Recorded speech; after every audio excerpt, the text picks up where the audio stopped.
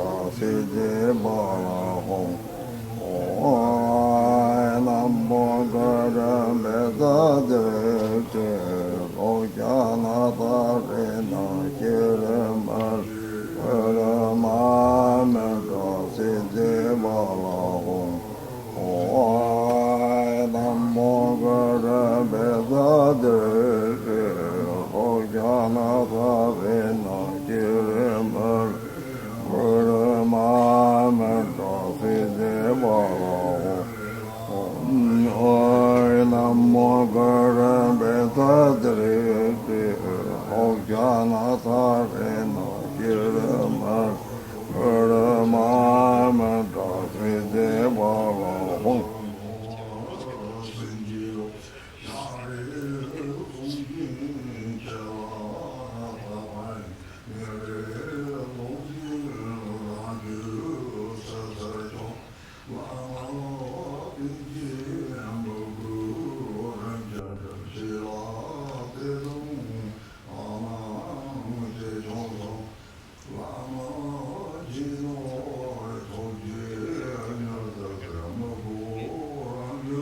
职工请入座。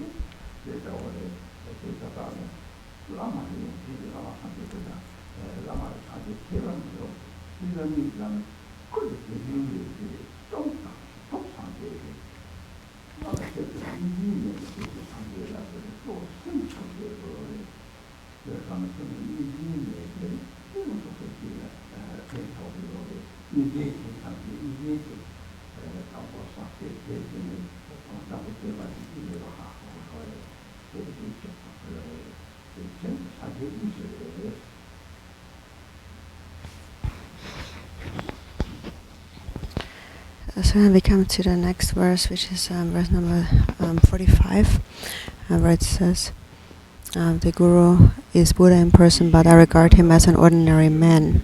I forget completely his kindness in giving profound instructions.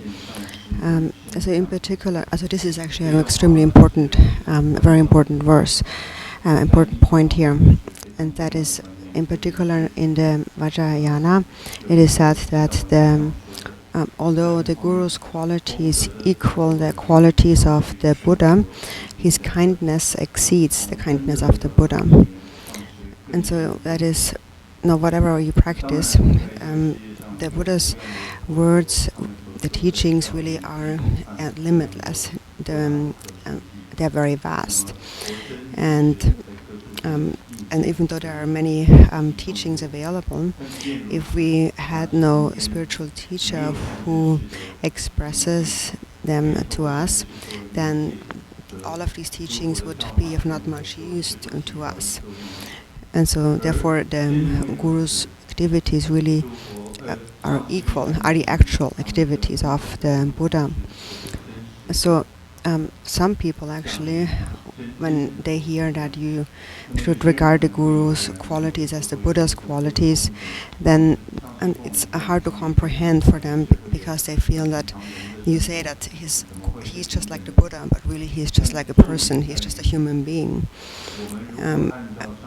But then if you really know how to listen to the words, the instructions of the Guru, then actually, and practice accordingly, then actually these can lead to enlightenment in a single lifetime. It all really depends on the effort that you make, the diligence. For example, when the Buddha himself was alive, there were some people who accepted him and some people who did not. And many times it was only later, after his life, retrospectively, that people began to realize his qualities. But while he was alive, many people just saw him as a human being, a person, and some people even abused and criticized him at that time. And so actually the Guru's qualities are not any different than the Buddha's qualities. The body is the Sangha, the speech is the Dharma, and the mind is the Buddha. The mind, what we call Buddha, is a mind that is free of all dualistic thought. And mainly it is the mind that needs to attain enlightenment. And it is because the mind is enlightened, has no dualistic grasping, that is why they can benefit sentient beings. And it is through their realization of non-duality, of the ultimate truth, that they can eliminate the dualistic grasping in the minds of others as well. And so that is why we say that the mind of the Guru is the mind of the Buddha.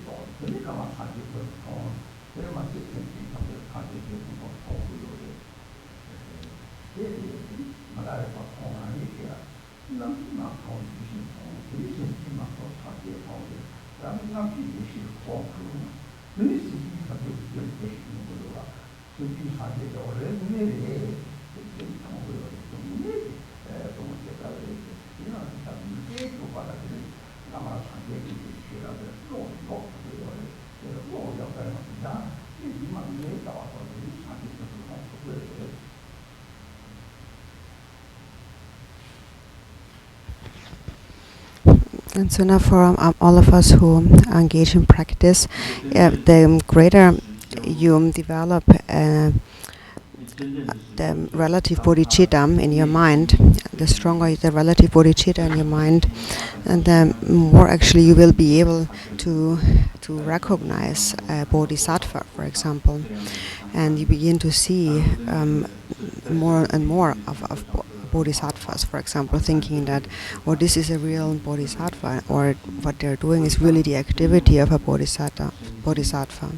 So as bodhicitta begins to arise in your mind, also your perception begins to transform.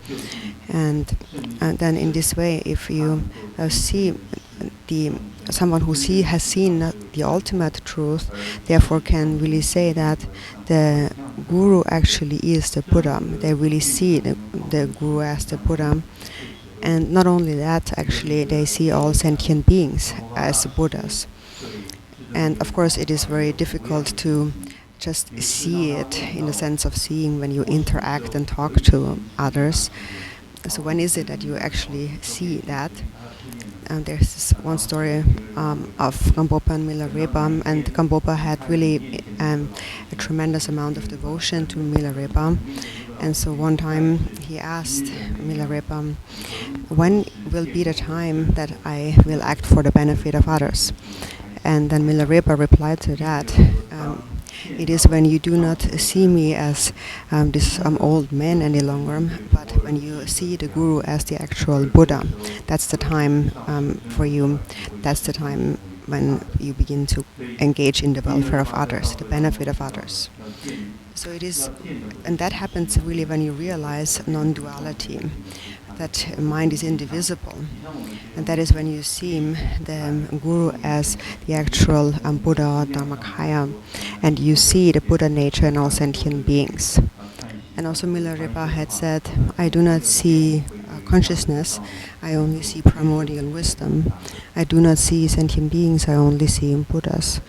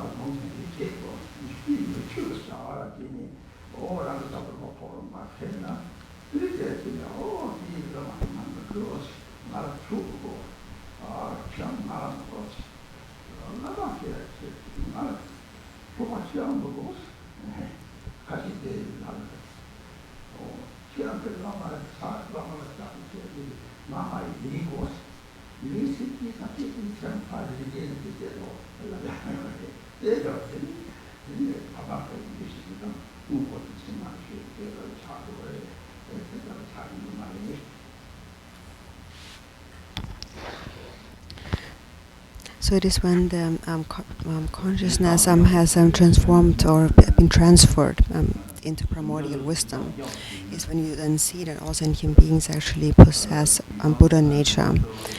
And then at this point you really actually perceive things just in that way. So in this way we can really begin to understand how the Guru is the actual Buddha. It really we can comprehend that in our mind, we can fathom it. And so if we then habituate to that thought, this way of seeing, then eventually we will really be able to see the Guru as the actual Buddha. And so then in the text it says, so the Guru is, when I forget completely his kindness and in giving profound instructions, and then when my own desires aren't fulfilled, I ignore him. Doubts and skepticism about his actions and behavior cover my mind. So first, the Guru's instructions consist of the twofold truth. And first we are introduced to the workings of karma. And then what's the benefit of being introduced to that, the quality? It is that if we know that, if we have this instruction, then we are able to transform all suffering into happiness. If we do not understand karma, then we will transform all happiness into suffering in the end. And so if we practice this understanding again and again, understanding that all happiness and suffering is karma, we really have received a very extraordinary instruction that allows us to transform all suffering into happiness. And finally we realize that what can be achieved is a state of bliss that is devoid of all suffering entirely.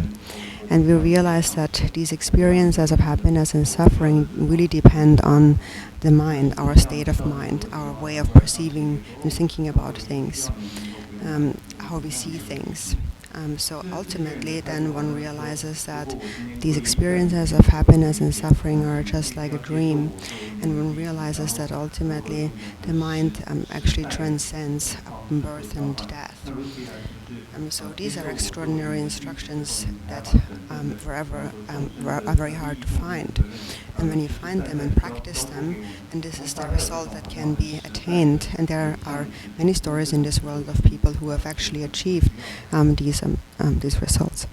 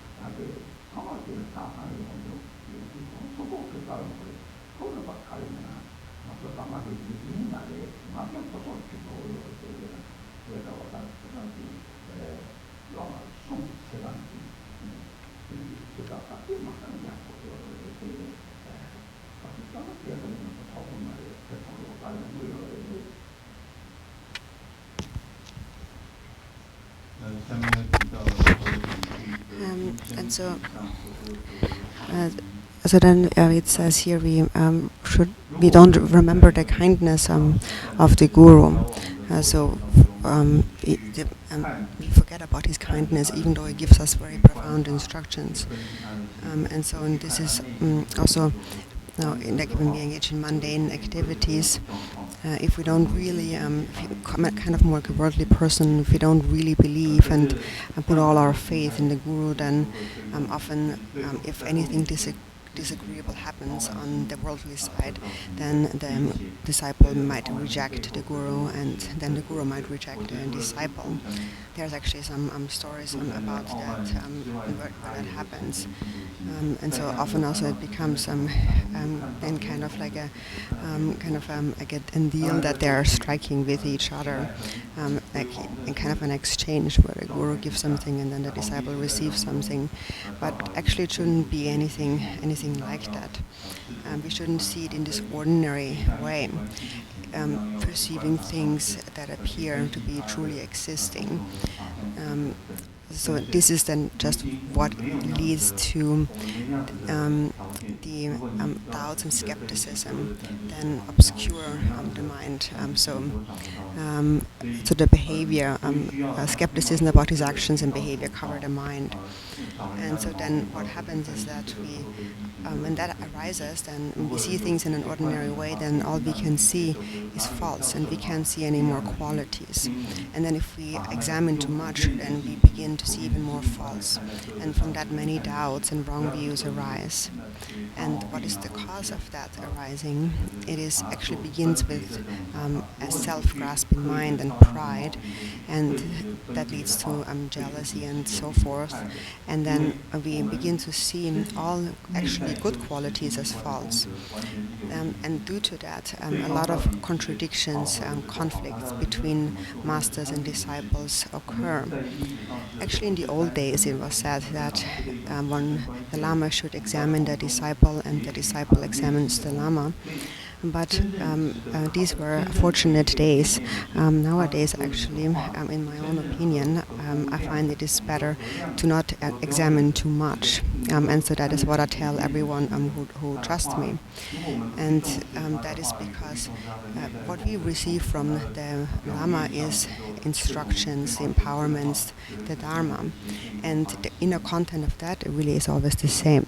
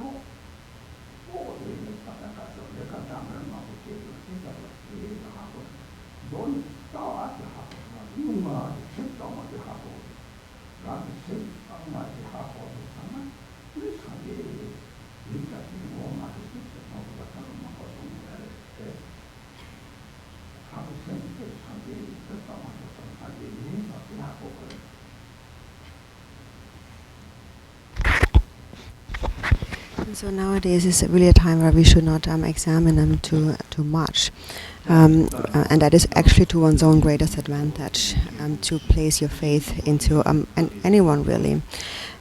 Because if we do begin to examine too much, then we will begin to see more and more faults, and in the end we will only see faults.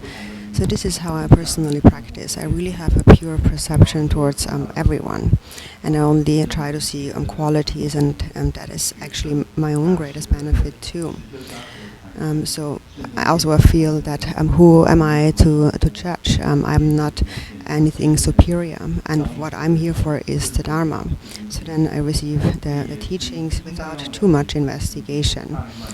And so then coming to the next verse 46, this is actually most important. Now we come really to the essential point, and it says, "My own mind is the Buddha, but I never recognize it." We give it different names. This nature of the mind. We give it the three main names. We call it Mahamudra or Dzogchen or the Madhyamaka, the middle way. So either we follow the practice blessing lineage, or the scriptural authorities, or the lineage of the profound view, or of the vast conduct, and so on. So we might give it many different names, but what we really speak about is the natural state of the mind that primordially is the Buddha, or in Dzogchen it is referred to as the original purity. Or the Buddha himself also said, all beings are actually Buddhas.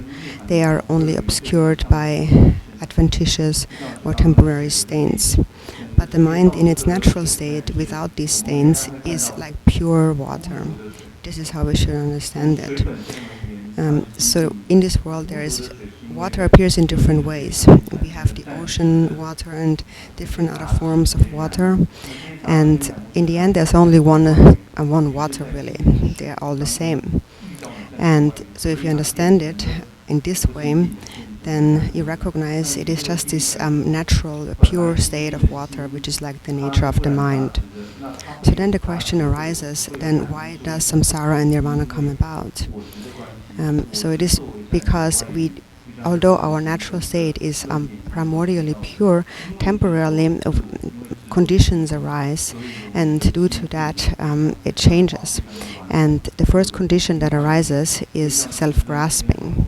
In the 37 practices it is explained it is this belief in the existence of a self. And to that we have habituated for too long in samsara. So the mind of sentient beings has become like an ice block. Lord Jigten Sumgyön had said that karma, cause and effect is the momentary fruition, the manifestation of one's inner thought, one's inner state of mind. So the sentient beings living in the three lower realms, for instance, also possess Buddha nature.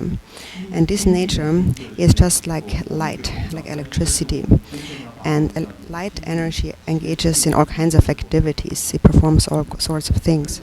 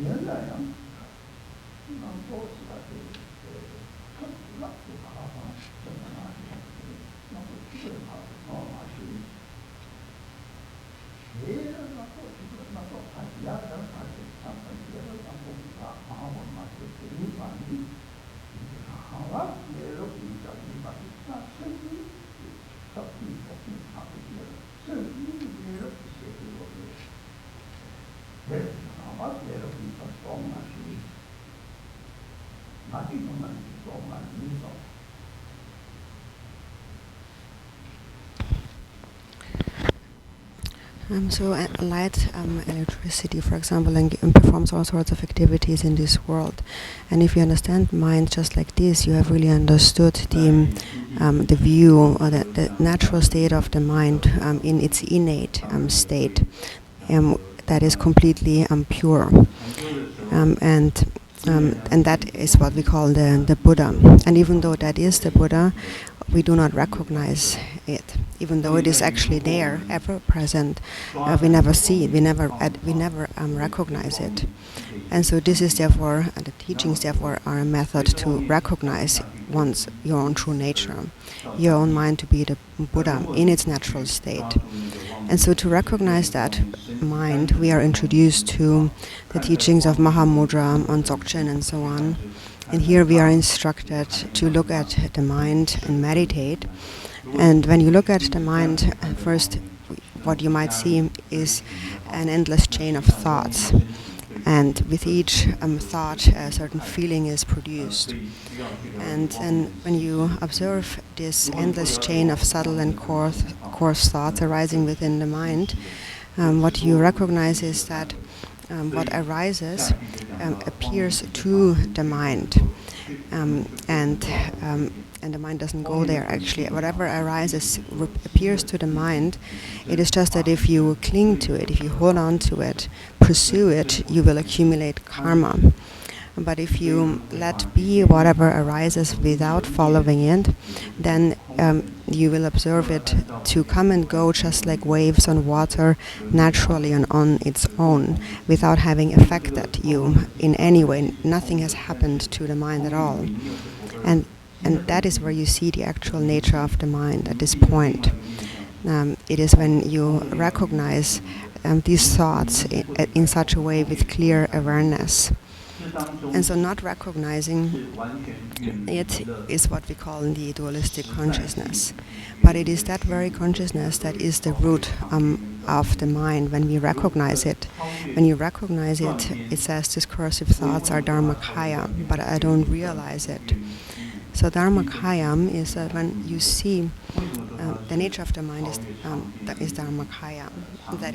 It is the ground, the basis of all phenomena of samsara and nirvana to arise, the empty ground from which all arises.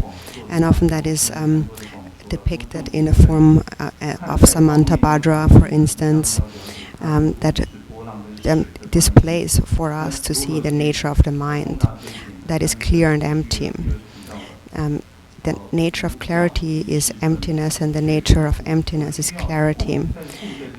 Or in the Madhyamaka middle way school, it says the nature of the mind transcends both extremes of eternalism and nihilism. It transcends the extreme or the fault of nihilism because it is naturally clear, and it is without the fault of eternalism because it is also empty in essence. It is clear and empty, just like a light, a lamp flame, a fire flame. And this nature is also often displayed in the form of the Yapyom deity, showing us the nature of mind, that if we abide within it, the experience is one of great bliss. And so this is recognized when you see that the thoughts come and go like waves on water.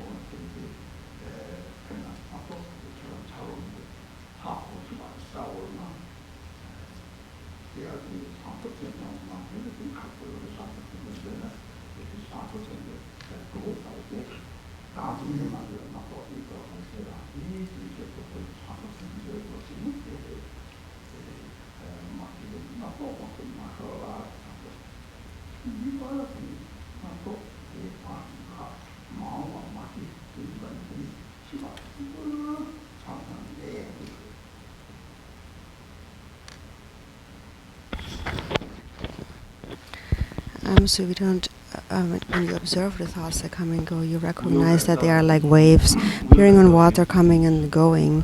And this is how you begin to recognize thoughts as actually the Dharmakaya. So what happens if you just let them be, those thoughts? When you just let them be without pursuing them, then sometimes there's a time where thoughts stop and no future thought has yet arisen. And then in between thoughts, you glimpse the natural state of the mind as it is in its natural state. And that is when you recognize the true nature of the mind. So whatever we call it, whether it is Mahamudra, Dzogchen and so on, it all is really just speaking about the true nature of the mind. And so then it says, there is an unfabricated natural state, but I cannot keep to it. So this unfabricated state, what is this unfabricated state? So it is when awareness remains unaltered in its natural state without pursuing anything, no good and no bad thoughts, no judgments, no thinking. It just remains as it is naturally without being altered by thoughts. And that natural mind, this awareness is the true nature of the mind. And this awareness recognizes that thoughts are like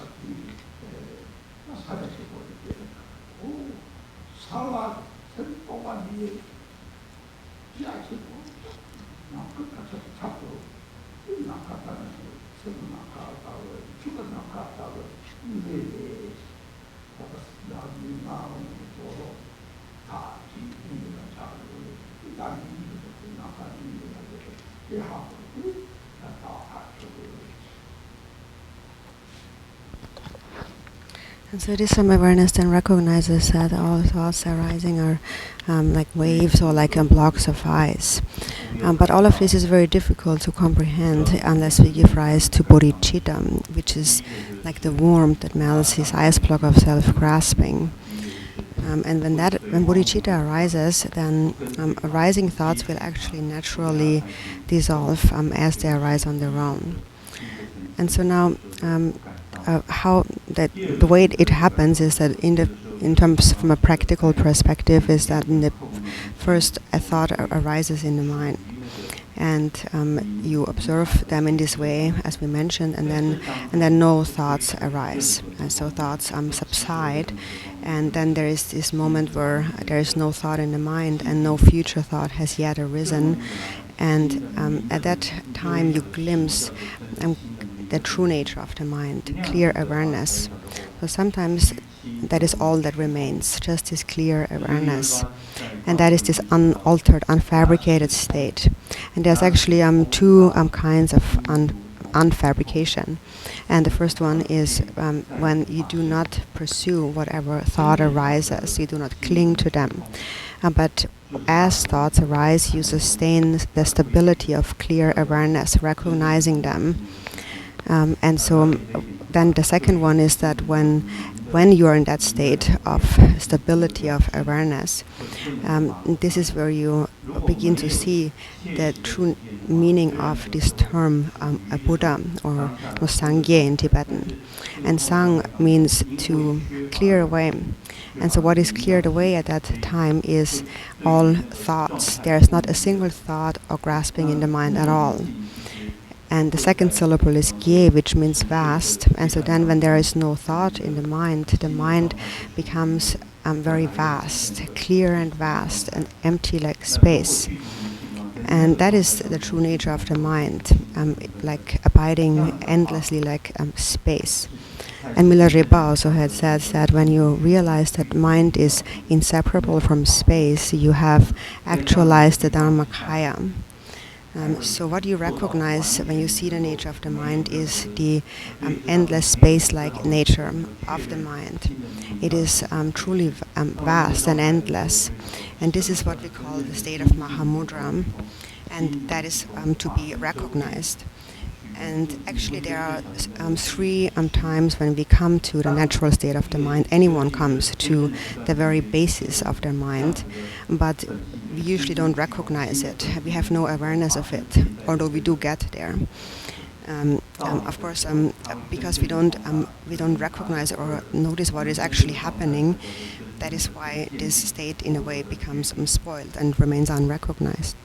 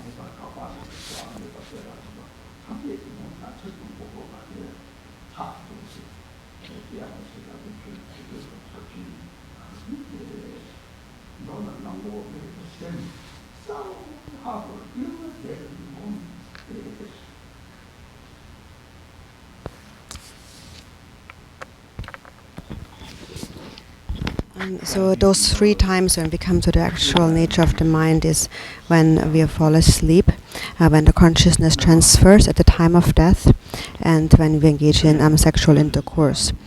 And so at that time we actually come to the natural state of the mind, but we don't usually recognize it. And so at that time, if you sustain a state of clarity and recognize, you may really glimpse this is the space-like nature of the mind. So unfabricated means to not grasp at anything whatsoever, and to gain a certainty, to conclude a resolution, and then you remain within this decision that this is the nature of the mind. And so this is what we call a state of Mahamudra. It is a clarity that knows that its own nature is empty and vast, abiding like space, pervading wherever space pervades. And that is what we call the Dharmakaya, the space like all-pervasive nature of the mind. and now this is a state where then all concepts of self and other and me fall apart, and this is where you gain certainty in the space like non-dual nature of the mind. And so then it says letting be is the way things are, but I don't believe it. So letting be is to not grasp at any thought, whatever arises at all, just letting it be as it is. And that letting be, this naturalness, is the actual nature of the mind. In the Dzogchen, in the first word that strikes the vital point, it says you have to first recognize the natural phase of intrinsic awareness, or Rigpa. And if you recognize it, then actually it is quite easy. It can easily be seen. It is just the mind that is without thinking and utterly clear. And then you just always need to abide within that state. So that is the state of Mahamudra. And the crucial point is that decision and the trust. And regarding that, in the Mahamudra, it says, look without a single thought, look decisively at the ultimate nature of the mind. And when you look at this mind, then there is nothing to be seen. When mind looks at itself, there is no thought. There is just a clear lucidity, a luminosity.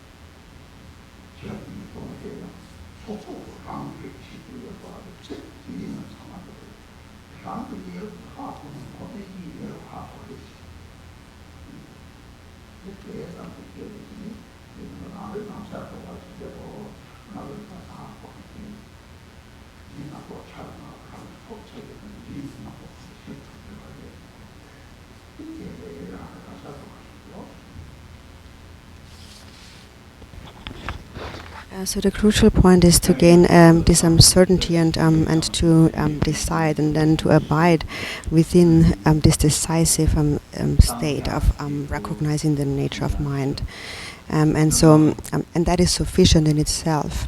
And the reason why we develop many doubts about this nature is because there still is this sense of a self. So we wonder about it. And in order to cut through the doubts, that is why it is necessary to cultivate loving kindness and compassion. But then regarding letting things be in its natural state, the omniscient Longchen Rabcham had said in the Mengatsu, the Treasury of Pith Instructions, that when you realize the natural state of the mind, there is no higher learning than that. So once you have realized the nature of the mind, you have basically completed all fields of study. And that is also what we call the perfection of wisdom. And so this is this unfabricated natural state of the mind. This is often referred to as a nature that is as it is without change. It is unborn and it doesn't die. It doesn't arise and it doesn't abide and never ceases to be. There's no need to mention too many words, but we can only remember these words of the Mahamudra teachings that say, without a single thought, look decisively at the natural state of the mind, the ultimate nature of the mind.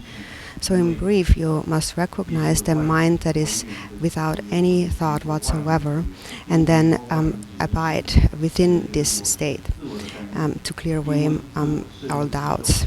And then when doubts arise, then that is why we cultivate devotion to the Guru and love and compassion for sentient beings.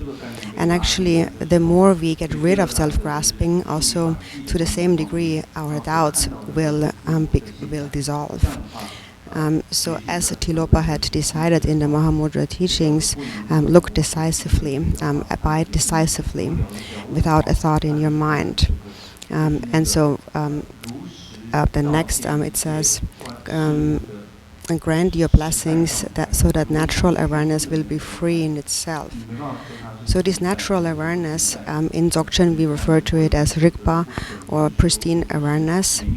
And what is this awareness actually aware of? In the state of not having realized itself, we call it the consciousness which discerns outer objects. So basically, at that state, it is the self, it is the me. That is your awareness. It has become this I. And then, where is this I? What is that actually? It arises momentarily due to a condition. For example, you think, this is my job. So you identify with certain roles or things in your life that you do.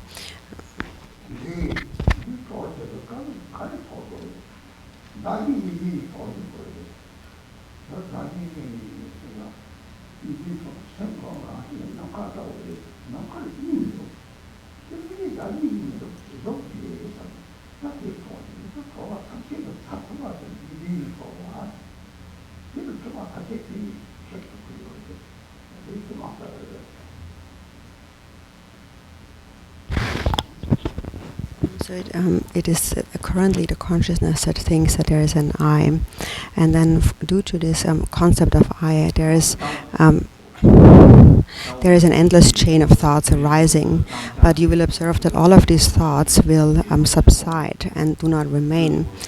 So these are temporary arisings. For example, there is this temporary thought of I'm drinking this tea, or I am this, or I am that, and so on, and then it dissolves again.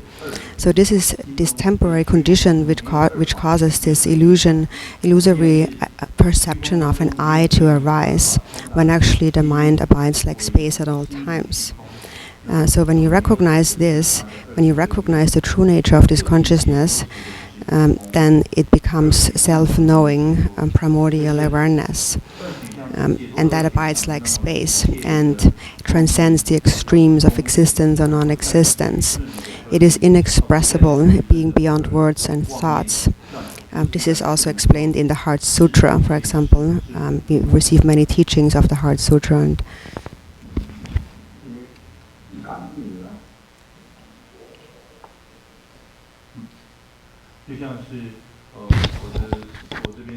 so a little bit ahead here. So there's like two. So anyways, in the Heart Sutra it says when you recognize.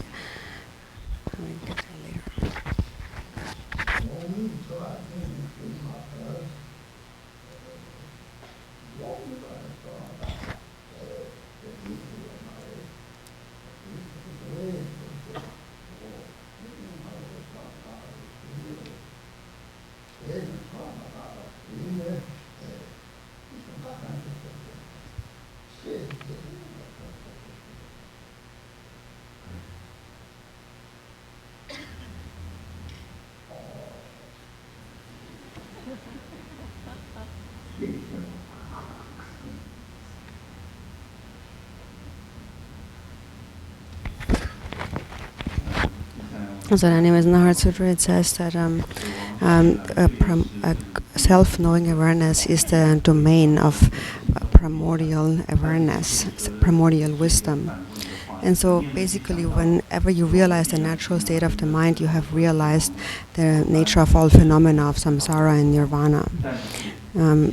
So then even though thoughts arise, if awareness is held with stability, all of these thoughts subside.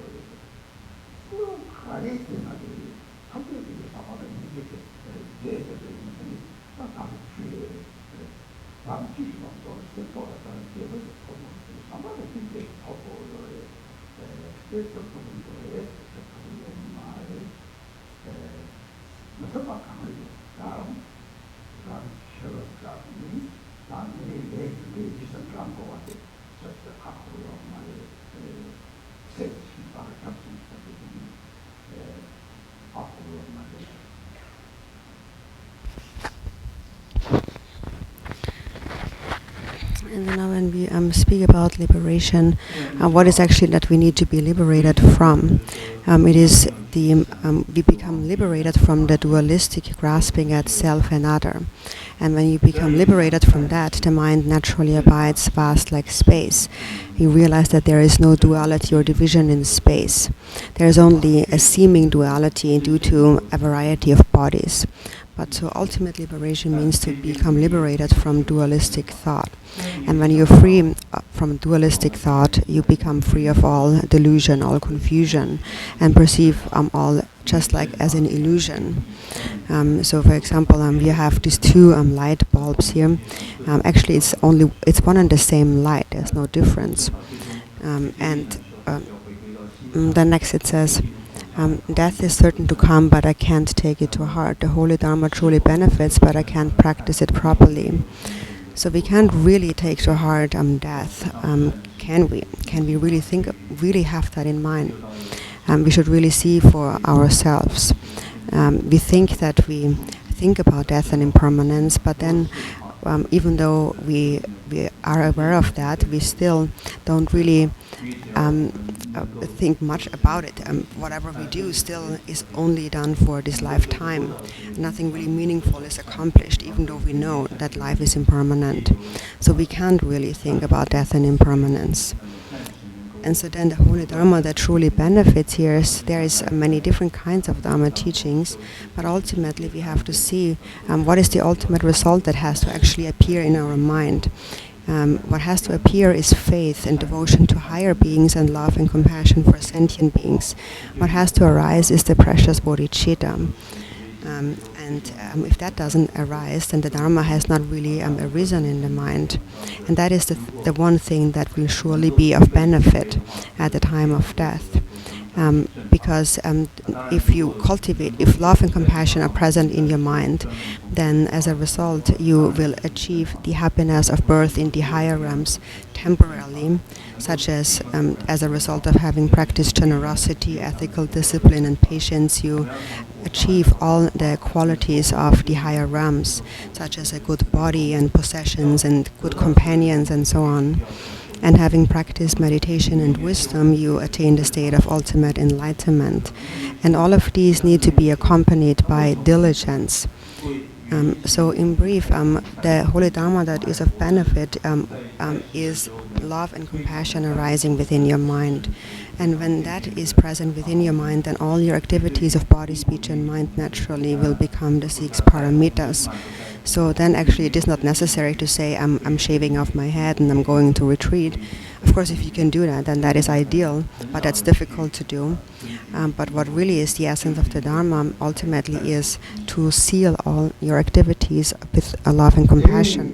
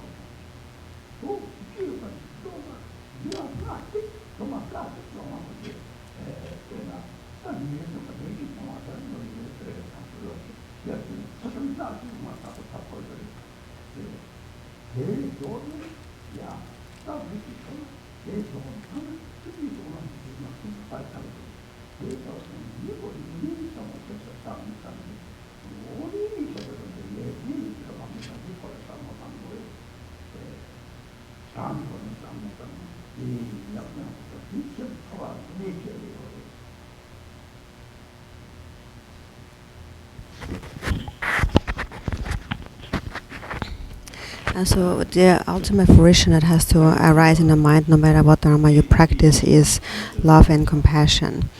And so now we have said, even if you're not able to do a long-term retreat, for example, but if that arises in your mind, you really have obtained the fruit of dharma practice.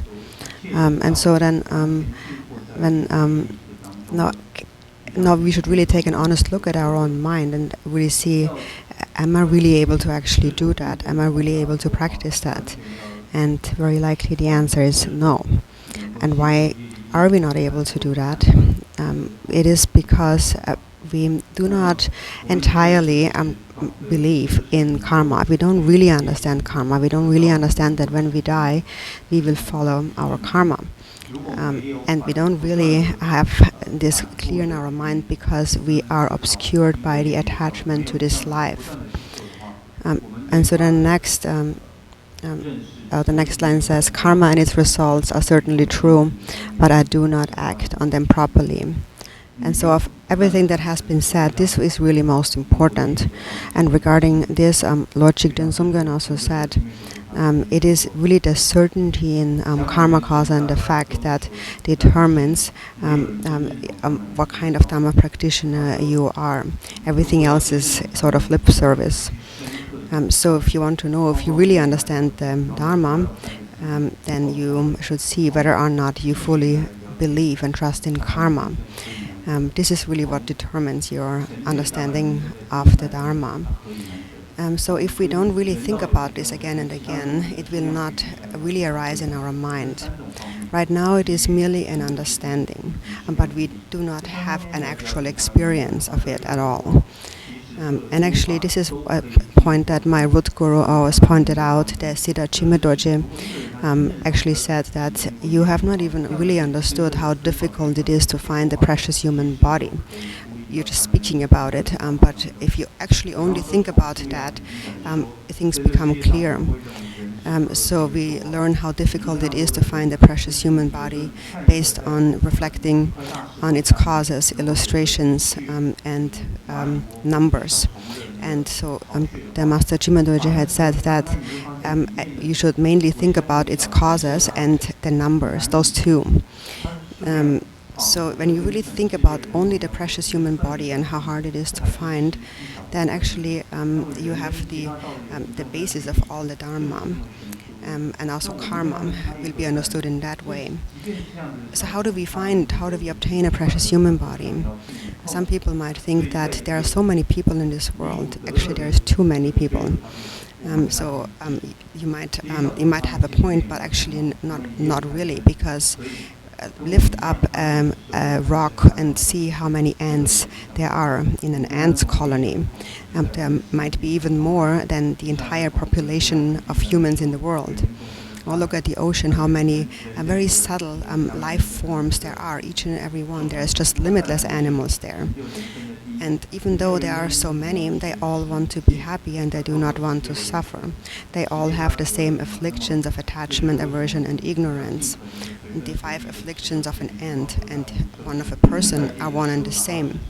So why is it then that our bodies look different? It is because of the different causes that we have created. So this is how we reflect upon the difficulty of finding a precious human body. So how have we found a precious human body?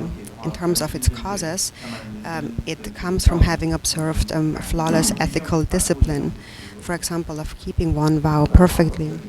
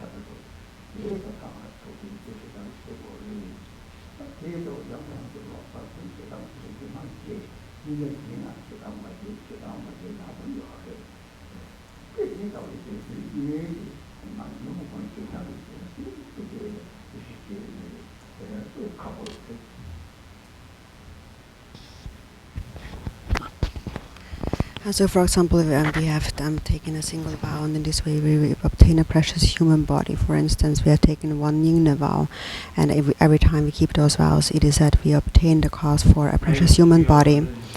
And so all arises from a cause, and not without a cause. And when that cause then comes to an end, when that merit is exhausted, then we should consider, even though we have it now, when that is exhausted, what will happen next. So it's very important for all of you to really think about this very carefully. Really think about the unfailingness, the infallibility of karma, cause and effect.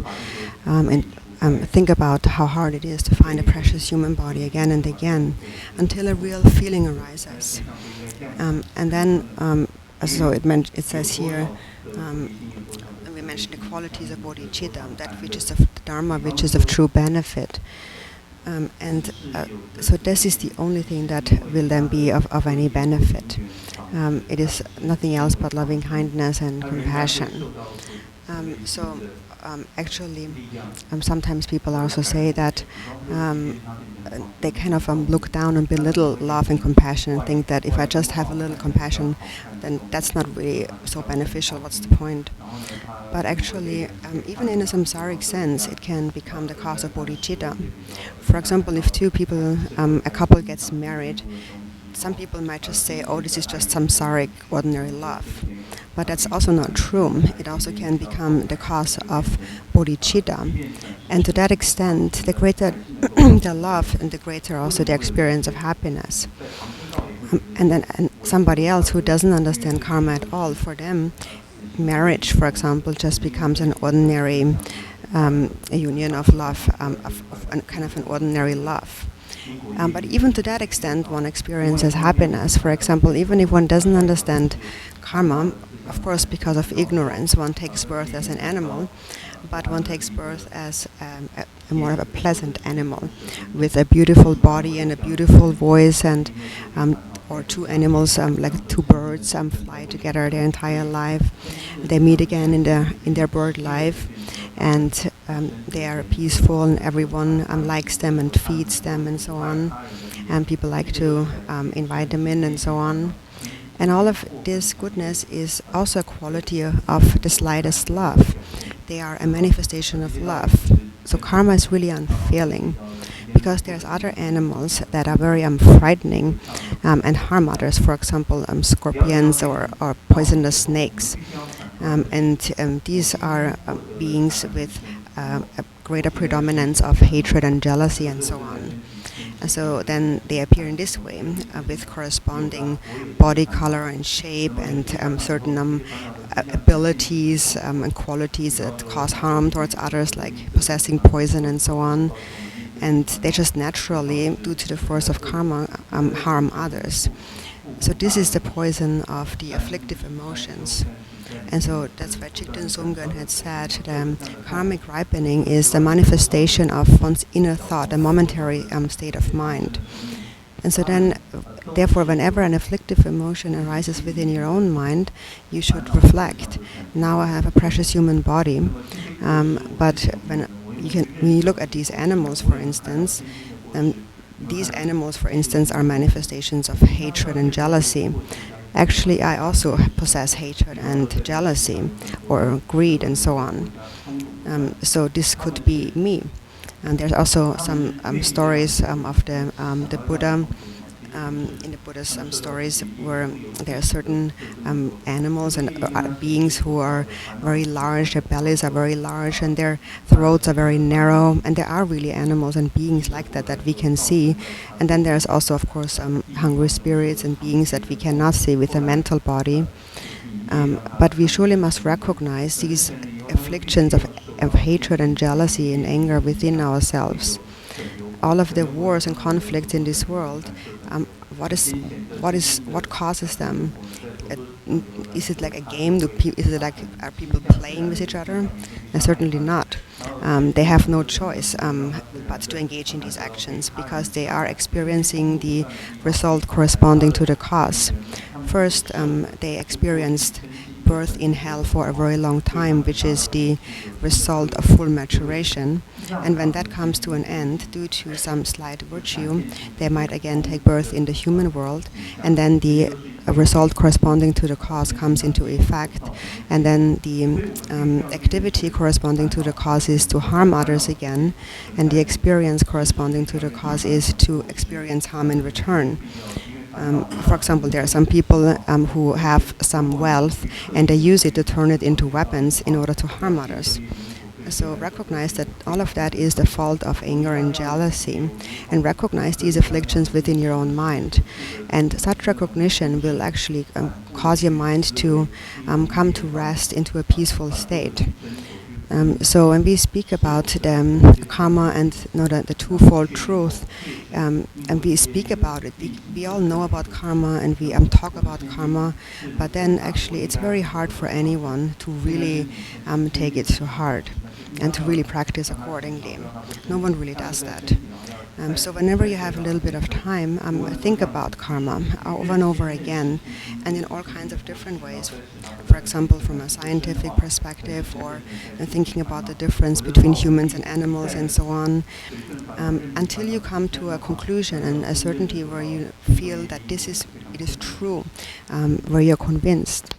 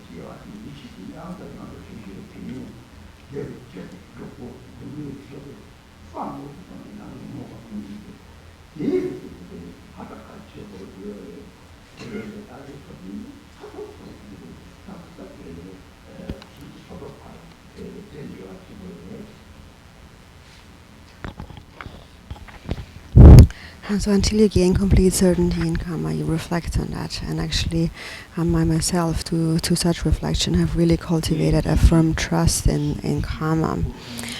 So trust in karma also means that you do develop a sense of fear toward anger and the afflictions. And so that is what I have developed, and that is why now I'm able to say, do not get angry at others, be careful when these afflictions arise. So when you really feel a sense of fear toward the afflictions, you are beginning to trust in karma. So then next it says, mindfulness and awareness are certainly necessary, but I don't rely on them and am swept away by distractions. So when we speak about mindfulness, what is it actually that we need to be mindful of? What is mindfulness mindful of? Also that is explained in the 37 practices, and that is extremely important. So what mindfulness is mindful of is love and compassion. It always remembers the preciousness of love and compassion for this and future lives. And then in order to remember that, there are various methods according to the different lineages of Buddhism. And probably also actually other religions teach that these qualities of love and compassion. So in our prayer, we say, may all beings have happiness and causes of happiness. So may they have happiness. So what kind of happiness do you have in your life? You might feel that I have a lot of possessions, I have no financial difficulties wherever I go. And that is the result of having practiced generosity in a previous life. So you then should think that I probably have practiced generosity in a past life, and so forth. So you think about each happiness that you experience in this way. And there's basically 7 qualities of the higher realms, and these all actually arise from generosity, ethical discipline, and patience, which are founded on love. For example, you might feel that I have harmonious relationships, companions, and husband and wife, and so on. And that is, no, for example, if you wouldn't have that, even if you would be very rich, if you wouldn't get along with your family, there would be no love. Then, even though you have a lot of riches, you would experience that as like hell and even commit suicide. But on the other hand, even if you're not so wealthy, if there is love in your family, then there is that is happiness. That is what we call happiness. And so why is it that we are harmonious with each other? It's not because we are very smart and skilled in something, but it is the result of having practiced love and compassion and patience in a previous life. For example, there are some couples who get married and they are able to stay together until they die. And that is because they have sustained love and patience for one another. And then as a result of that, in future lives, they will achieve the happiness of the God realms and so forth. And even if you're not able to practice any Dharma, at least to that extent, you will experience happiness. So look at what is your happiness and then find the corresponding cause that is founded on love and compassion, such as generosity. Or you have found a precious human body as a result of having practiced ethical discipline. So all the qualities of the higher realms are really the kindness of the 6 paramitas, in particular patience. It is the merit. It is due to the merit you have accumulated. And if you remember that, you will again want to accumulate such merit. Now you have obtained it, and you want to create more causes for it to arise in the future. So look at the corresponding causes of your happiness that you experience. So actually, when we say may beings have happiness and the causes of happiness, we should actually say may beings have happiness and love, which is the cause of happiness. And then there's others who always experience suffering. And so why do they suffer? It all arises from self-grasping and the afflictive emotions. All these wars arise from hatred and jealousy and so on, and from telling lies and stirring up problems and slander. Actually, it all comes from the 10 non-virtuous actions, stealing and so on. For example, some people say, I never find a job, and even if I find a job, I always lose my job. So why is that? It is because you have stolen in a previous life. Or you might say that I never find a companion, and even if I find one, we never get along, and then we separate again. So that is the result of having slandered or gossiped about others. So you think about the cause and the related afflictive emotion of each experience, and also recognize that each experience of suffering purifies such negative karma. And for the future, you will create the causes for to experience happiness. So it is just like being sick and going to a doctor and asking for medicine, but then it's up to you to actually eat the medicine. Also in the 37 practices, it speaks about wielding the weapon of mindfulness at all times. This is necessary in order to always accumulate merit. So that is what accumulates the merit. It is your constant mindfulness. And in order to sustain that mindfulness, the Buddha provided various methods. For example, to recite Om Mani Padme Hum or to spin a prayer wheel. And these are actually a very simple and very powerful ways to accumulate vast amounts of merit if you're able to remember it. So in this way, always remember the causes of happiness and practice them, and the causes of suffering and avoid them, such as anger and jealousy and so on. And so with mindfulness holds on to that. Mindfulness is mindful of that all the time. And if you're mindful of this all the time, you will accumulate merit continuously. So this is the quality that arises from mindfulness. And as we mentioned also before, if really a strong trust in the workings of karma cause and effect arises, mindfulness will be sustained. You will be mindful of what needs to be done and what needs to be abandoned or given up, like the afflictive emotions. So that is an extremely important point. And ultimately, actually, you find everything in the 37 Bodhisattva practices. And this particular point made here is actually related to verse number 36 in the 37 practices, where it says, in brief, whatever you do, you should see what is the state of my mind, and with mindfulness accomplish the benefit of sentient beings at all times.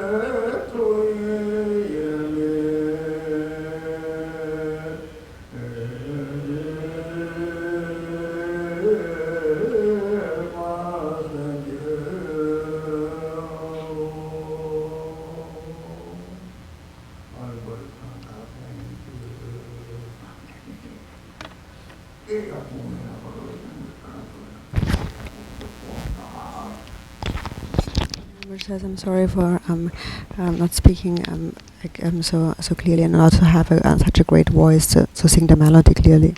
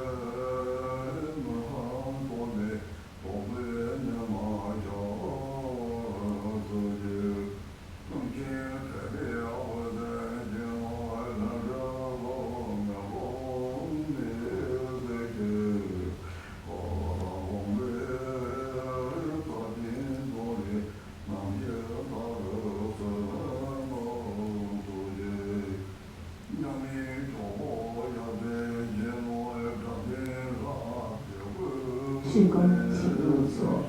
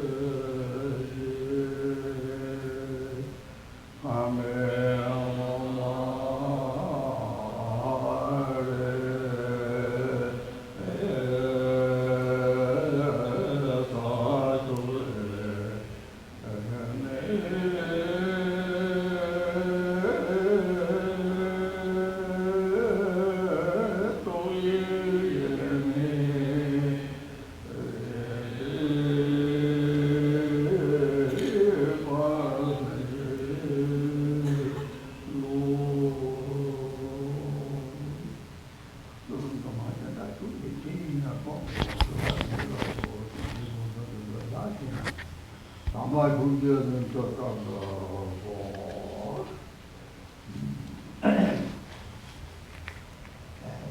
원래 있는 것도 살지 내가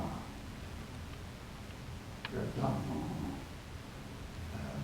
이승만한테 소식이 전했지 딱 이승만 나가지만 갔다가 이승만 소리 구했다 누구 이승만하고 다 누구 것이 속지 보여요 이승만하고 새끼 이승만하고 강화 줄 것이 이만 누구 거래 나도 이놈 왔다 치고 맥주 코로 가면 딱 내가 깜빡해서 얘기했다고 다가다 이놈 왔다 치고 얘기했더니 저기 카메라 그래서 거기 다 제가 뭐지가 이놈 왔다 또 치고 지금 가서 뭐 차들이요 그래 뭐네 이거 있지 이게 상태 정말 좀 그냥 이와도 그거 사망하지 자식 유튜브 이와도 그거 바로 쳐들어오고 이거 빨리 쳐서 완전히다가 그것만 보이고요 이거 그냥 대화를 하고 참아서 그냥 말이에요 남을 내주 삼아 내가 계속 신기 계속 썼다 눈이 따라 보이는 것이 감각이 애들이 같이 생각하고 떠오르는 거예요. 그래서 내 얘기를 하는데 다시 보면 너무 그래서 나는 예저 사바 그것이 감명해서 그때 하고 들어가면서 한마디에 상태 동네에 들어서 갔던 일이 하고 여자분이 이제 용어를 보셔야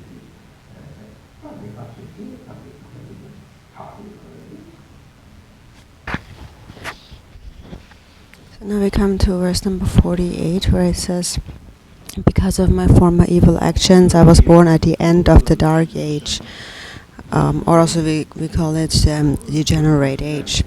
And what we really refer to as the degeneration here. Now, often we speak about the degeneration of times and the degeneration of like the view and the individuals, the person, and so on. But what is actually degenerating are the afflictive emotions, and that means that the afflictive emotions become increasingly more powerful. They become stronger. This is then what we call the degeneration. And what degenerates are the afflictions, becoming more powerful, more toxic, more destructive. For example, nowadays when one person gets really full of hate, they can wipe out the entire planet. So we speak about the power of the affliction that increases, and due to that there is much more destruction. Then also the activity that comes from these powerful afflictions becomes more destructive. We have all kinds of different weapons and so on, and chemical particles at this time. And then it says, all that I have previously done has caused me suffering. So we might even think that we are practicing virtue. And even so, what we actually do, maybe to about 70%, is still non-virtuous and unmindful, controlled by afflictions, and therefore we do experience a lot of suffering. And then, of course, there are some who also gain happiness. There are some who do not suffer much at all. So when we look at the world and the people there, we can really see the workings of karma, cause and effect really well. There are some people who do not experience any suffering at all their entire lives. And then there is others who their entire life only experience suffering. So this is really a good cause for us, a good opportunity for us to reflect on karma, cause and effect. And so in brief, this world actually is like a Nirmanakaya Pure Land, because this is a place where we can understand the workings of karma, the causes of suffering and so forth.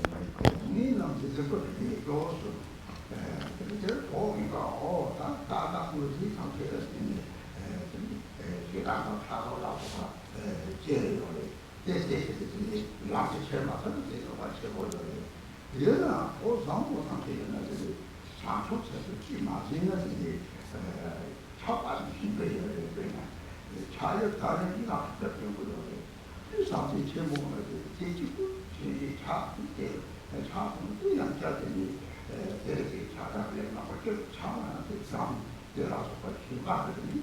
호라를 찾는 거예요. 예. 정원들입니다.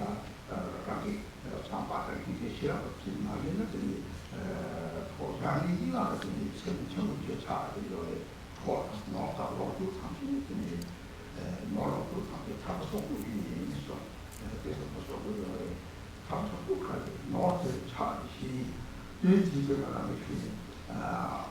보다 보다가 그만하서 나는 상태에서 그바다 제가 공로랑 근데 공로한테 라서 일단 속에 다 상속을 내서 다들 거는 이거는 이런 거 지나고 야와라 이게 차이로 영어를 남기 제가 남기다가 선들한테 이제 나한테 차를 내 상황 미세 같은 상황을 보다 못해 참가시가 이렇게 일반적으로 차를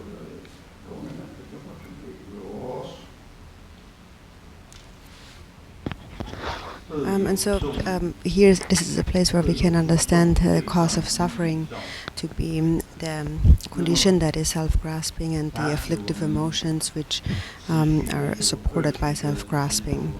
And then we act out and create many causes of suffering. And then whatever we do really becomes a cause of suffering. And then it says, because of evil friends, I am covered by the shadows of evil deeds. And so regarding the evil friends, now we often speak about those enemies and obstructors and those who harm us and hate us, and those who cause us to develop thoughts of anger and jealousy and so on. And of course, in general, when these thoughts arise and we are not able to take them as the path and practice with them, then great harm is caused. But also harm is actually caused in relation to the positive companions.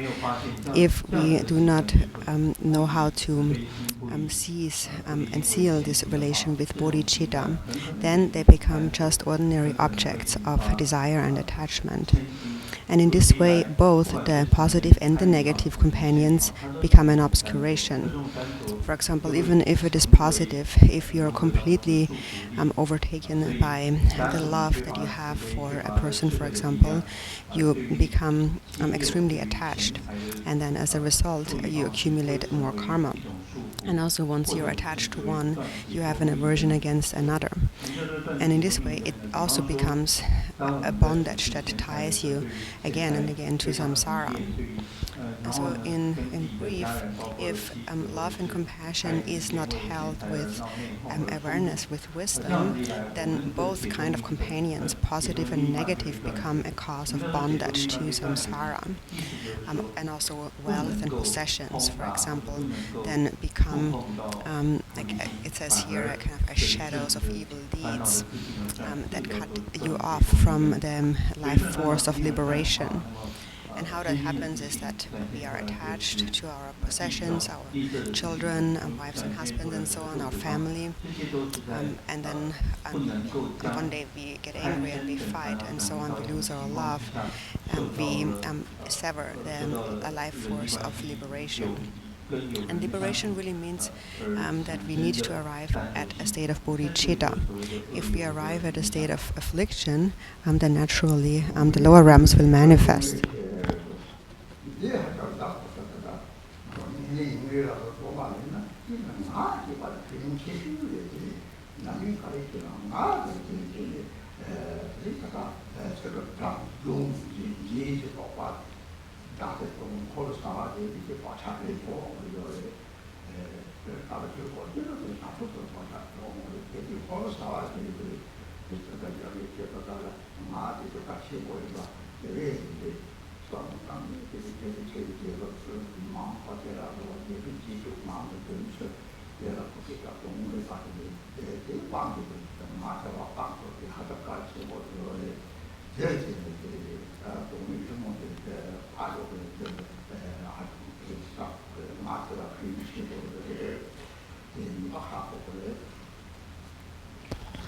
So when we arrive at the state of affliction, then naturally, for example, as a natural manifestation of hatred, hell will manifest, and as a natural manifestation of greed, hungry spirits will manifest. So it is not only the companions here we speak about, it's not just actually negative or evil companions, but it really refers to both the positive and the negative kind of companions. And then it says, my Dharma practice has been sidetracked by my meaningless chatter. And so this is actually, when it comes to the use of our speech, we have to be extremely careful. That is why, for example, when we take the Nyingma vows, the greatest benefit of that vow is to keep the vow of silence. That is really the greatest benefit in actually whatever practice you do. And that is because it is really due to the sound that we perceive and engage in mentally, that the mind begins to cling to the sound that is perceived. And then this forms a habitual imprint in the mind. On the other hand,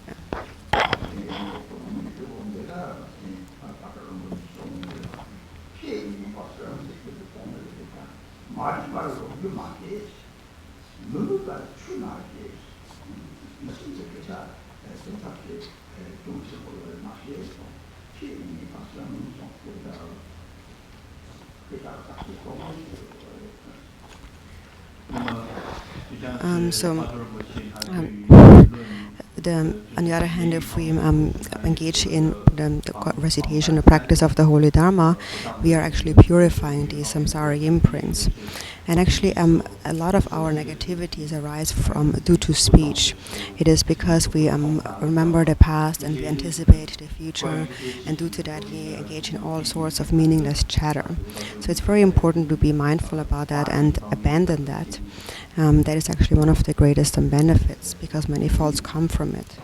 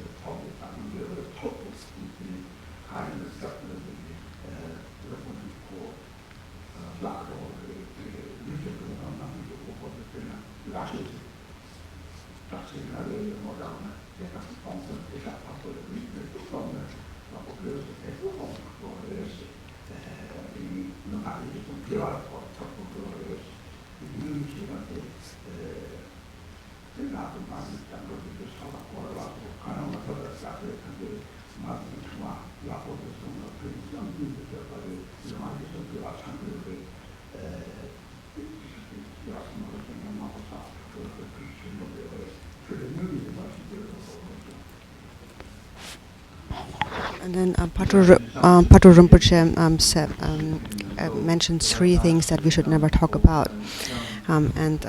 So a couple of them is that we should not tell our plans to those that we are not that we don't know, that we don't have a history with, and then we should not teach explain the Dharma to those that have no respect for it. And also, we should not engage in meaningless or unvirtuous conversation, because many faults come from that. So we really have to analyze our speech really well before we say something. And so it says then, grant you blessings that I can persevere in the holy Dharma. And so whatever you do, whether you practice Dharma or engage in mundane activity, when on the basis there is a self-clinging, then whatever virtue you practice, it could be defiled or undefiled virtue. Any virtue that you practice becomes tainted then. And so that is also, first of all, due to the demon, the Mara of the aggregate. So first of all, the aggregate, physically you feel tired, you don't want to practice. And then due to that, also afflictions arise in your mind. And then you're getting very tired of practicing the Dharma, of practicing virtue. when actually now you have found a precious human body that has to be put to use, and you should actually be willing to do anything with this body. And also, after all, the body is the deity. And in the 37 practices, it says, consciousness, the guest, will cast aside the guest house of the body. Or it is like a taxi, for example, that if you own a taxi, then you want to use it as much as you can to make some money. Otherwise, you will go wasted.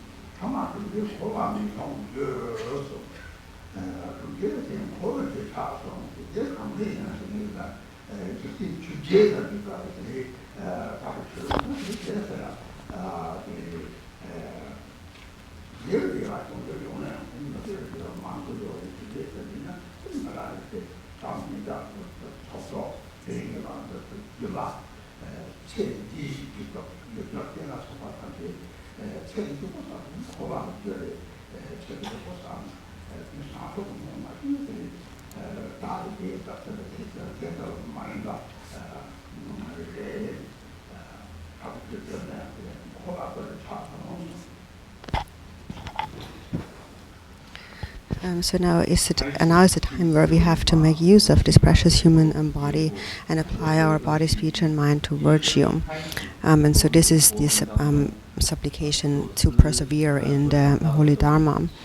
And so that means to do anything, even the slightest virtue, even if it is just to recite a few mani mantras, or refuge prayers, or do some prostrations, or count some mantras on your mala, or spin a prayer wheel, and so on. Even if you can't do any other practices, if you do these slight practices, actually the benefits are inconceivable. And actually within such a practice, like spinning a prayer wheel, the virtues of body, speech, and mind are complete. And so in this way, you continue to accumulate merit and make good use of this life. And then next it says, at first I thought of nothing but the Dharma, but in the end the results are evil existences in samsara. So in the beginning we all have the motivation to enter the gates of the Dharma.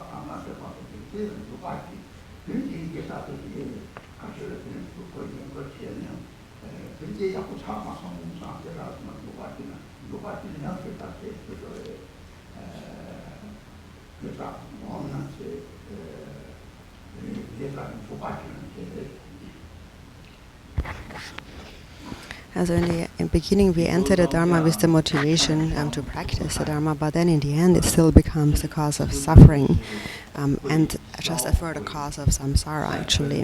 And the reason for that is that we practice the Dharma corrupted by the 8 worldly concerns. So even though you do practice the Dharma, even though you practice some virtue, it is not non-virtuous, of course, but then we do it with the wrong motivation. Milarepa, for example, said that we do it we practice generosity with the motivation of receiving something in return, or to receive some karmic reciprocation, or something for this life, or to gain protection from fear and suffering and so on. And if we practice virtue with this intention, then the virtue becomes a cause of samsara. And that is if it is not sealed with the proper dedication of bodhicitta, but rather sealed with a selfish attitude. And then in this way, the Dharma itself becomes a cause for perpetuating samsara.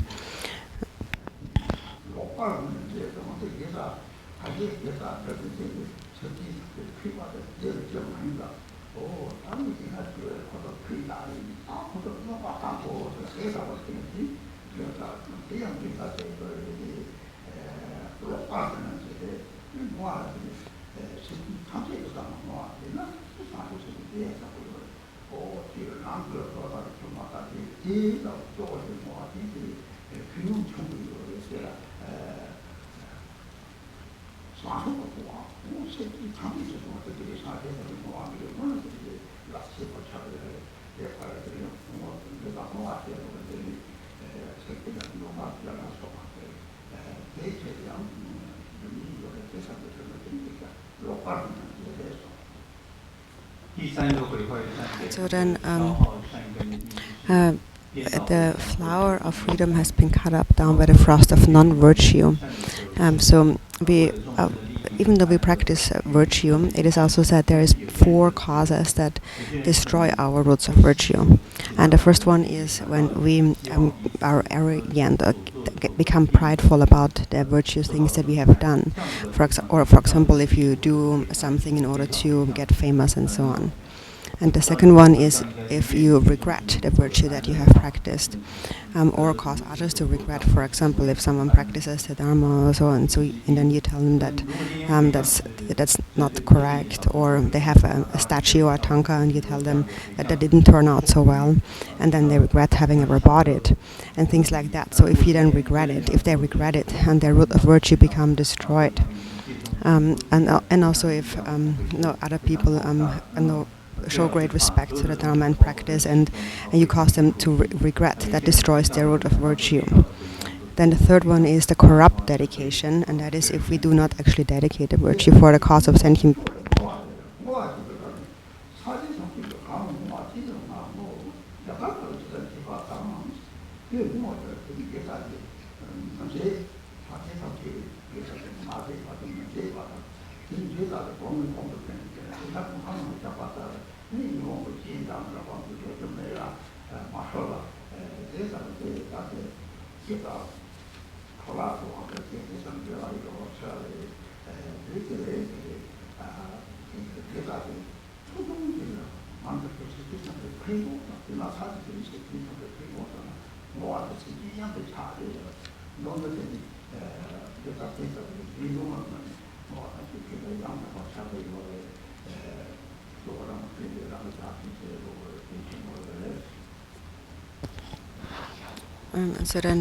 So that's the third one. The corrupt dedication is if you don't dedicate it, you do dedicate it, but not for the benefit of sentient beings, but rather you do something in order to actually cause harm towards them.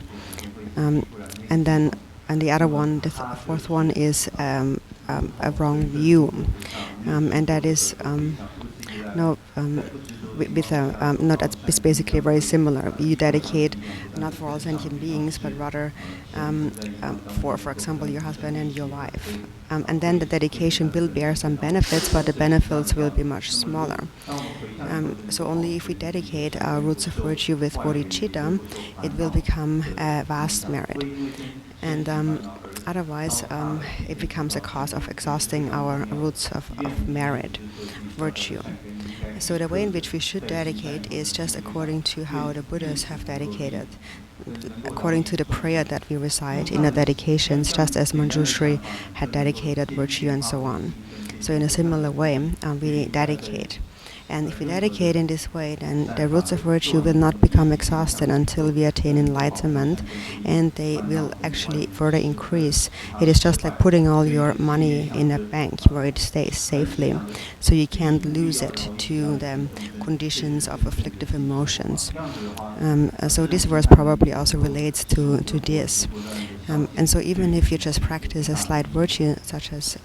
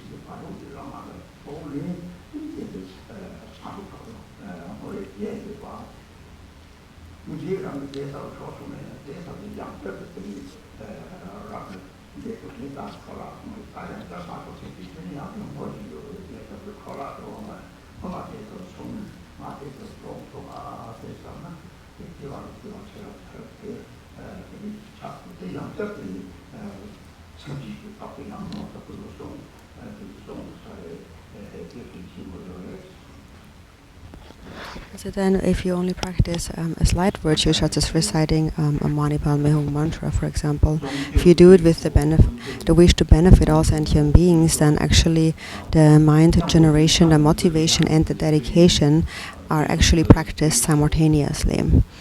And then the virtue really has become authentic and lasting, and because the most important point of the practice is ultimately to eliminate self-grasping.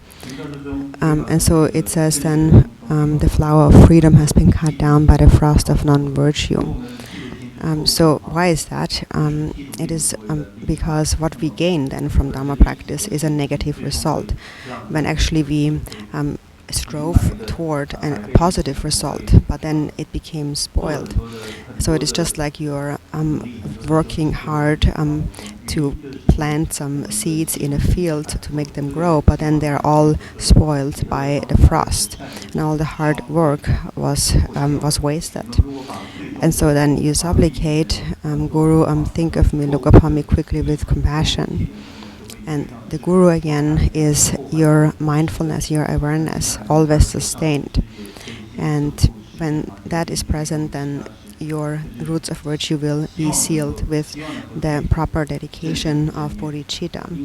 And even actually you can restore any mistakes made in the past, even if you had some corrupt intentions previously, even if it has already happened before, you can bring them, all these spoiled roots of virtue, bring them back to mind and sort of rededicate them again, and then they can, this kind of dedication can restore the spoiled virtue, and they become a truly sealed virtue that becomes the cause of attaining enlightenment.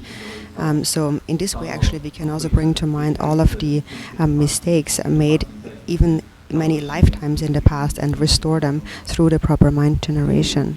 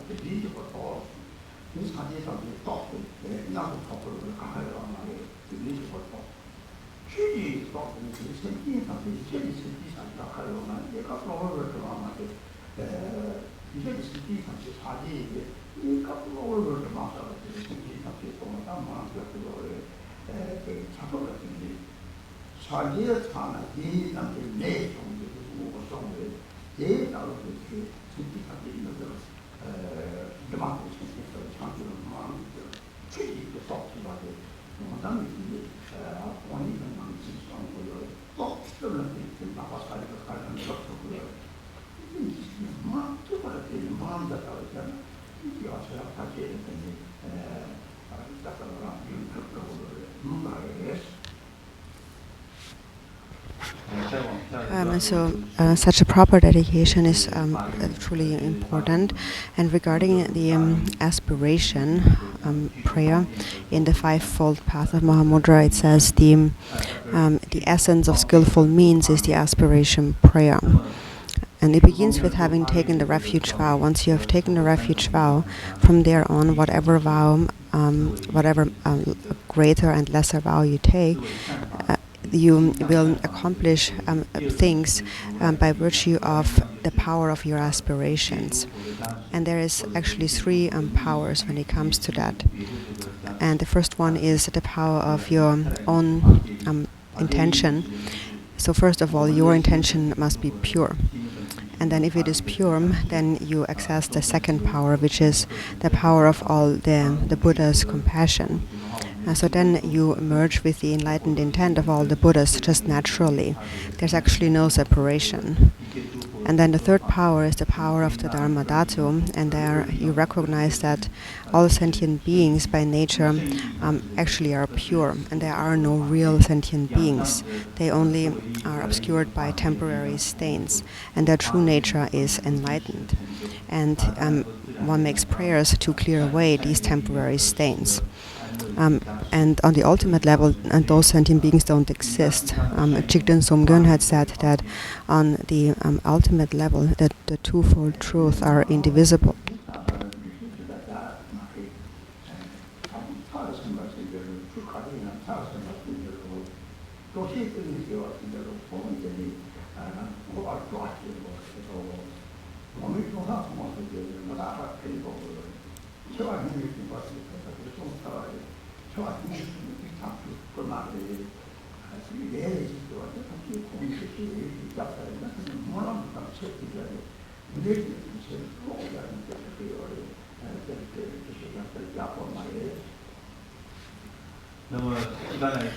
So Jigden Somgyön said that on the ultimate level, the two truths are inseparable. So from this perspective, then real sentient beings don't exist. They are illusory. And so to realize that that is the ultimate aspiration one makes. So that regarding the power of the Dharma Dhatu, on the ultimate level, sentient beings are empty of self-nature and do not inherently exist. And then due to that, due to the single basis of mind wherein we are actually one, all of our aspirations will pervade them and will be accomplished. So if we dedicate and aspire, pray in this way, then for all future lifetimes our aspirations will be accomplished accordingly. And so then the remaining prayers here, starting on page on verse 50, do not require much explanation because we actually already explained the meaning of them before in previous verses.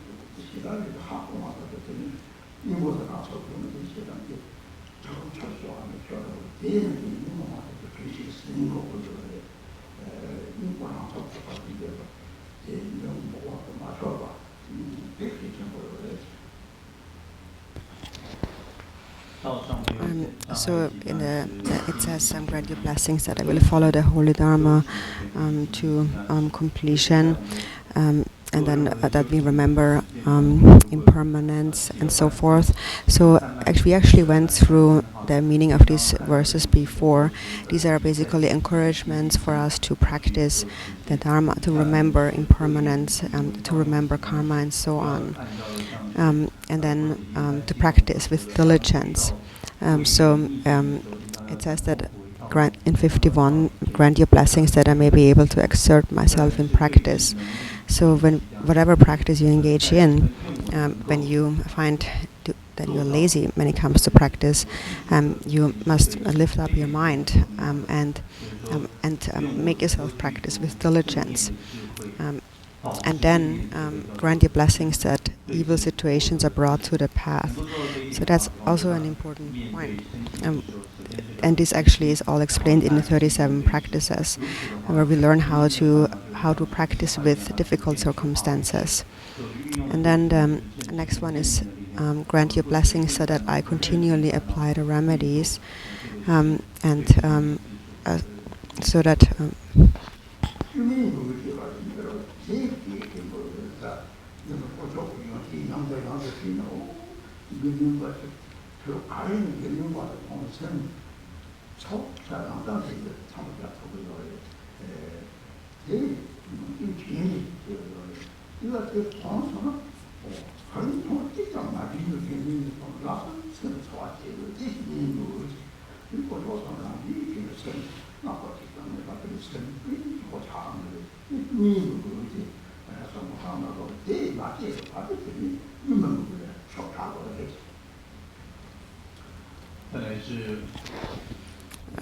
so then what is it? So may I be able to hold awareness with stability, and so this is also a very important point. And we at all times sustain mindful awareness that recognizes the afflictive emotions such as anger. So for example, when anger arises, you immediately see, oh, I'm being angry. And when you really seize the affliction with clear awareness, it will melt just like an ice block melting into water. So it's very important to seize, to recognize the affliction with clear mindfulness, and to not become controlled by the afflictive emotion. And then later it says, may genuine devotion arise. And that is also a very important point. So that arises when you remember the qualities of the three jewels again and again. And when you habituate to that, whenever you see a Sangha or a member of any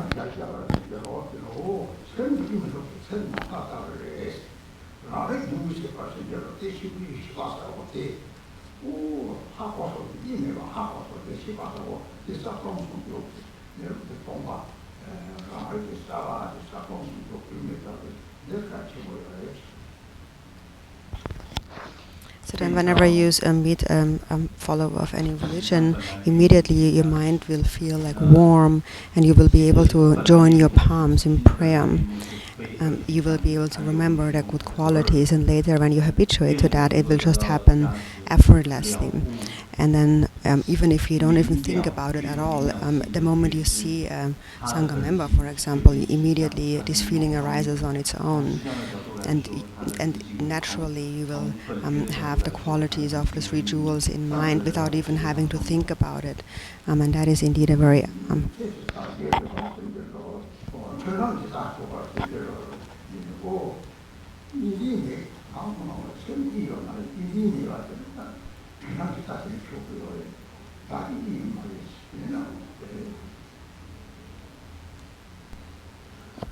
and so this is indeed a very happy state, this uncontrived state of devotion that requires no thought. But of course, in order to get there, first we need to actually think about and cultivate devotion.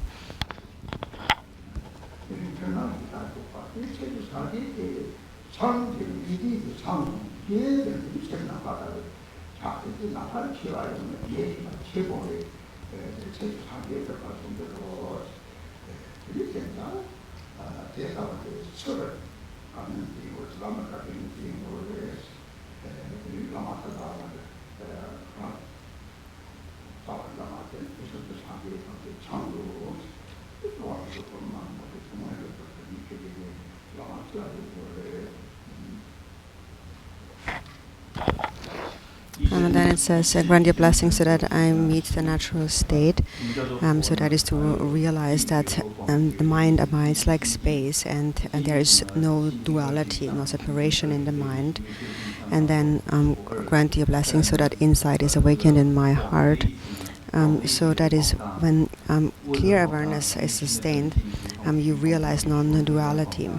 You realize the clear and empty nature of the mind, the empty nature that is inherently clear and luminous.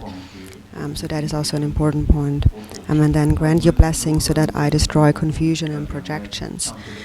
So that is when all dualistic thoughts have collapsed and you realize there is no duality within the mind, then that is what cuts through the root of all confusion, all dualistic perception of self and other.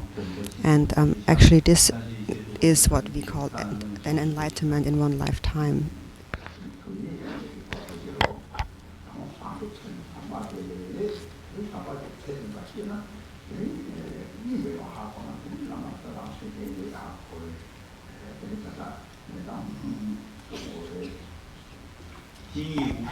And grant your blessing so that I attain Buddhahood in one lifetime. So that is this realization of non-duality. That is enlightenment in one lifetime. Dualistic grasping has been cleared away, and the mind becomes vast like space, endless like space. And then whose kindness is that? It says here, precious Guru, I pray to you. It's the Guru's kindness. And the root Guru, therefore, is the embodiment of all the Buddhas of the three times.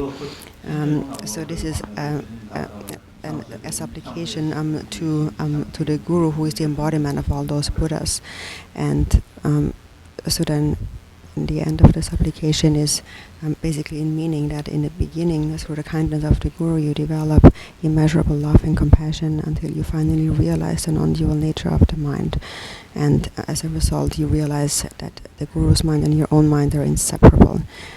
Which is a grand blessing that my mind mixes inseparably with yours. And so now we complete the teachings and we recite dedication prayers.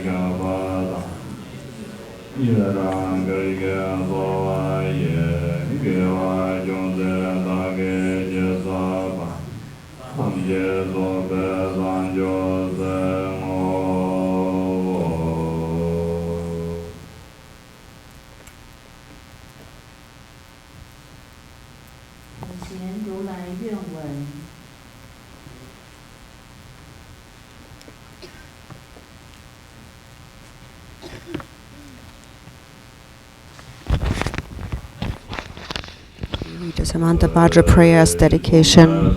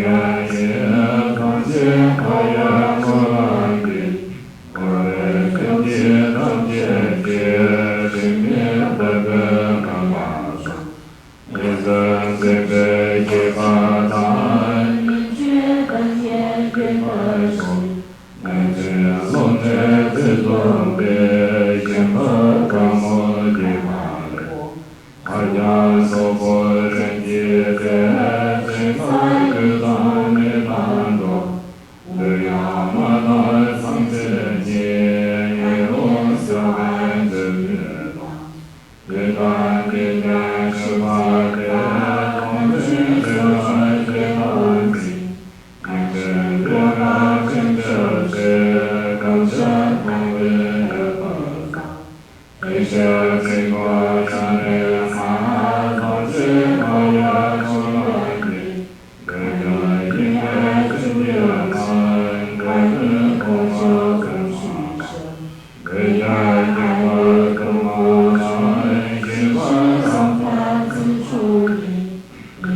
安受自庄严，愿观察学得正。可爱境界之心相，对心空空心之相。常愿分身对分别，让天涯舍成化身。千万对来成就时，年月少之作可可。感谢可愿出愿别，有道有情当生之。千万常会见面时，高山高山上佛住。对法安受最庄严，心明智慧愿得正。自心变成傲慢时，因他精真心变心。看得我们心觉别，随他造作感成故。此别过来成这时，我是中了他之国。看见可言不能别，越尊越越尊越。越尊越把让佛个人可让佛尊个人。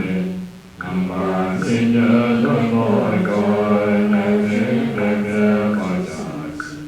他对天魔从下边，公司真道真法边。可生看下修罗干，我法有人给你高。放见可言出言别，天子都尊给王者。可见可在上佛者，也可安说最庄严。可得后面一点有，前面当有心幻想。但上我在一般来，人会难得的无情。要不人民所说的，更见可言出言语。一时浑身黑暗中，升起正面在光里。后面一切都白过，看自一切都结构。感谢岁月可安排，别为生命原来子。将来将作无一觉，同个来的万道。看来风雪空而言，我多不别大乐道。公司高粱可难别，真切当切满了归。可愿成佛安在国。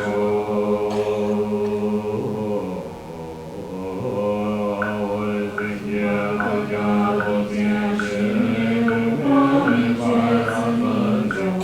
大川都是可得别，为自己先感有心。别下生命成观有，只能够是不乐心。可是可想空我问，能知下就转念机。自身观归空见佛，若不听闻自念诵。三界一切有情中，能自别相所念地。共和彼此相决定，可知空别空观者。回向。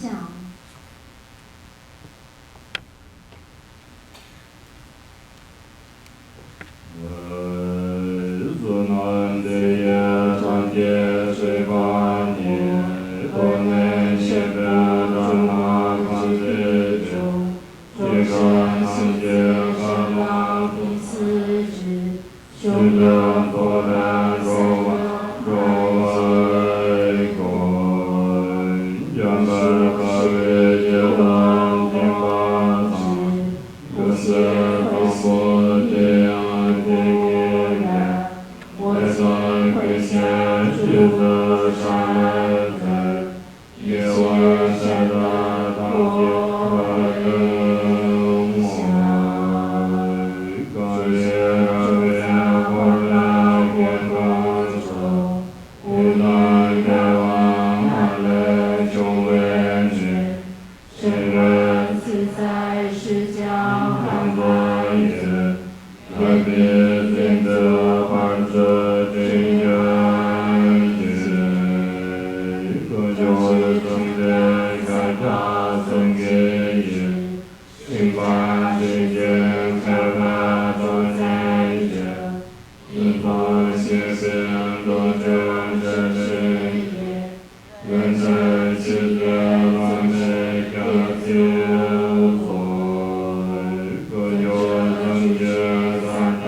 是空白，虚空是造发生不无的，还是全然圆的梦幻为，四诸有其缘分变诸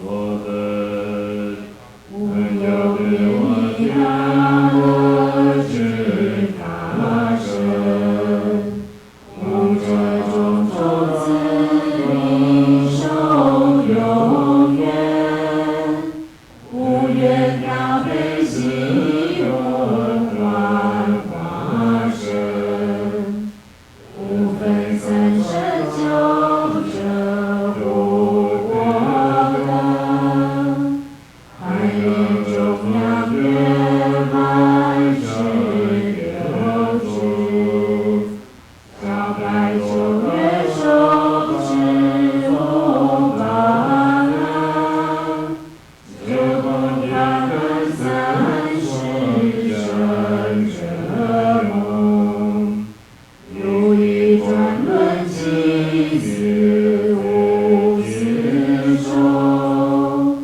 生尽执着爱呀天我命，莫抗必须因观法中心，世间不住心自觉定化，须得八千长者诸百劫，三宝法教念是圆满愿，虽然生生道化东山间，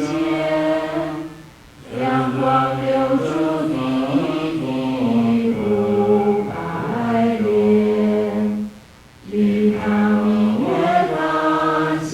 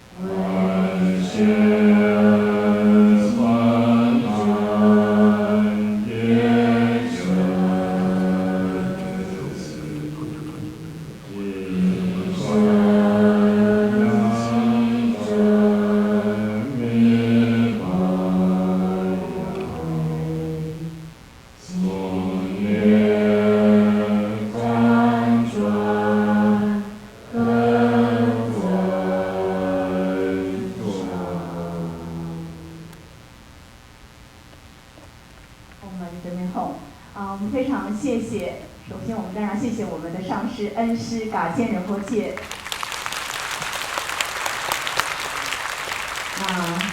还有我们在台上，我们非常殊胜的从达尔寺，还有从各地来的我们的诸僧众上师们。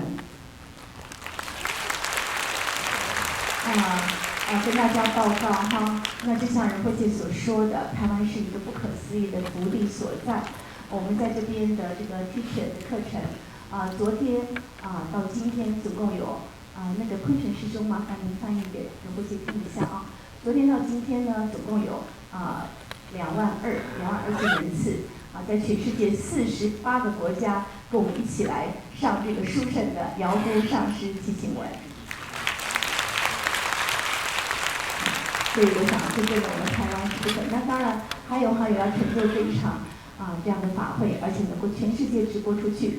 除了我们，看看我们这边我们的志工菩萨团队，非常的感谢。看起来好像没什么事情，其实他们非常忙的。包括刚才3点开始，他们在外面搬东西，搬到现在那现在呢，他们安定下来。那当然，在这么殊胜的时刻仁波切呢，我们希望仁波切，我们也准备了礼物。那我们请仁波切呢来就是给他们礼物，然后我们大家给他们拍拍手。